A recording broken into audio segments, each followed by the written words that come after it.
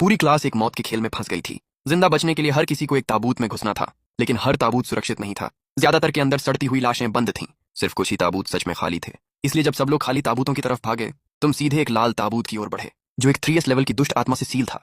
तुम्हारे आसपास मौजूद हर इंसान को लगा कि तुम पागल हो चुके हो। उन्हें क्या पता था कि तुम भगवानों की प्राइवेट चैट देख सकते थे और खेल के हर राज की जानकारी तुम्हें सीधे ऊपर से मिल रही थी। तभी आसमान में कब्रिस्तान के ऊपर खून जैसे लाल शब्द चमक उठे। शापित दुनिया में खिलाड़ियों का स्वागत है। काउंटडाउन खत्म होने से पहले अपना ताबूत चुन लो।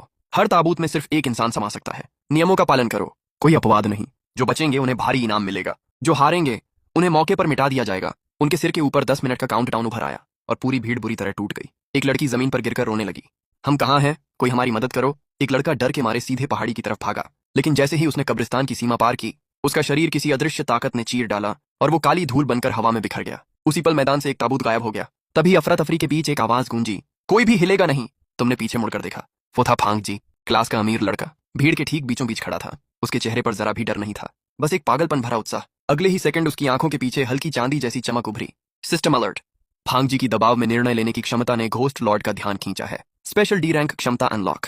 फांग जी, तुम्हें एक शक्ति मिल गई है। लेकिन उसने सिस्टम को पूरी तरह नजरअंदाज कर दिया और सीधे सबसे नजदीकी काले ताबूत की तरफ बढ़ गया। ये क्या? अंदर आधी सड़ी हुई लाश है। उसके नाखून पंजों जैसे थे। उसकी एक्स सॉन्ग यिंगयिंग सबसे पहले संभली। फांग जी, क्या तुम अंदर देख सकते हो? प्लीज बताओ कौन सा ताबूत सुरक्षित है। फांग जी ने उसकी तरफ देखा, लेकिन उसे हटाया नहीं। फिर उसने सबकी तरफ मुड़कर चिल्लाया, इधर आओ। विजमिंदर है ना, तो मेरी बात मानो। बस इतना सुनना था। एक एक करके सब उसके आसपास जमा हो गए। फांग जी, प्लीज हमारी मदद करो। जो कहोगे वो करेंगे। फांग जी ने हल्का सा ठोड़ी ऊपर उठाई। उसके चेहरे पर घमंडी मुस्कान फैल गई। फिर उसकी नजर तुम पर पड़ी, जो भीड़ के किनारे चुपचाप खड़े थे। ओह शिन मैन, तुम भीख क्यों नहीं मांग रहे? तुम तो कहते थे यिंगयिंग के लिए कुछ भी करोगे। फांग जी के पास शक्ति है, तुम्हारे पास क्या है? घुटनों पर गिराओ और भीख मांगो। लेकिन तुम बस चुप खड़े रहे, नजरें नीचे।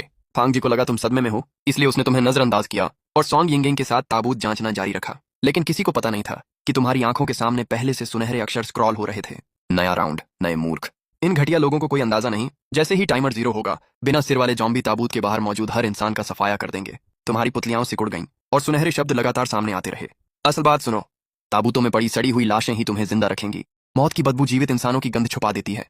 जॉम्बी अगर लाश की गंध महसूस करें तो बिना देखे आगे बढ़ जाते हैं। वो भविष्य देखने वाला लड़का अभी खाली ताबूत ढूंढने में लगा है। उसे लगता है खाली मतलब सुरक्षित। असल में वही मौत का जाल है। राज मत खोलो। मैंने उसे वो शक्ति सिर्फ चारे की तरह दी थी, ताकि मजे से देख सकूं कैसे वो खाली ताबूत चुनेगा और टुकड़े टुकड़े कर दिया जाएगा। असली इनाम तो वो लाल ताबूत है जिस पर ताबीज लगे हैं। उसके अंदर एक 3S रैंक की भूत दुल्हन बंद है। तुम्हारा दिल जोर से धड़कने लगा जब तुमने अपने गुस्से को दबाया। 3 साल तक तुमने संघर्ष किया, सिर्फ इसलिए कि सॉन्ग यिंगयिंग के लिए महंगी चीजें खरीद सको। और ग्रेजुएशन होते ही वो सीधे फांग जी के पास चली गई। तुम्हारा सीना ठंडा पड़ गया। ये गोल्ड टिकट और वो अमीर लड़का, दोनों नरक में एक दूसरे के लायक हैं। इस वक्त फांग जी ने सॉन्ग